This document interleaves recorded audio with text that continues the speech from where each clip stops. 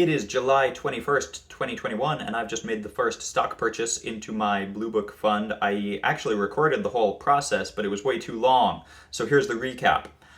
I ran the stock screener and I found 6 names that jumped out at me, names that I had heard before. In looking them up, it quickly came to my attention that some of them were cheap for a reason, like AMC.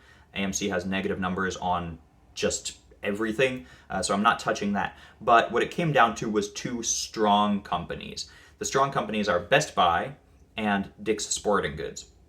Now, I know retail is like not hip and Amazon is kind of cutting into the retail space. So who knows what's going to happen to these over the long term, 10 years into the future. But the numbers are there. They're making earnings, they're making revenue, they're doing fine for themselves. So they both, Best Buy and Dick's, they both have return on equity and return on invested capital in the 20% to 30% range historically. So they're killing it. They've both got really low debt.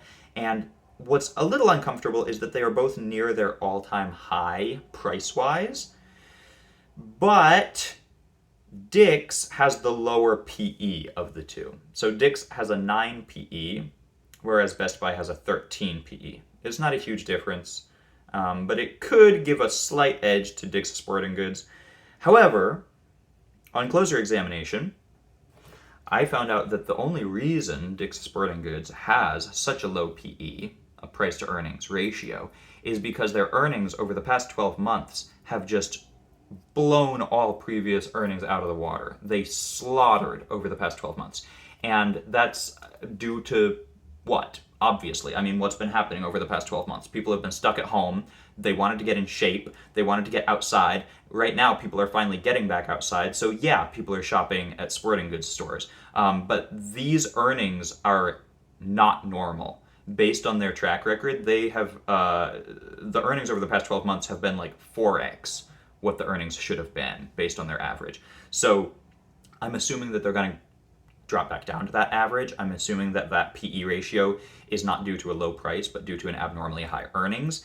And the same is not true of Best Buy. Best Buy's low PE is just a low price. Their earnings are fine. Their earnings have been climbing steadily. I like Best Buy, so that's what I went with. I put $400 into Best Buy.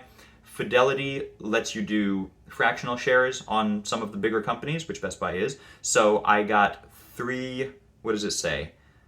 Like 3.25 shares of Best Buy, 3.5 shares at $111. So I've just put $400 into Best Buy. That was my first purchase. Let's see how this does over the next 12 months.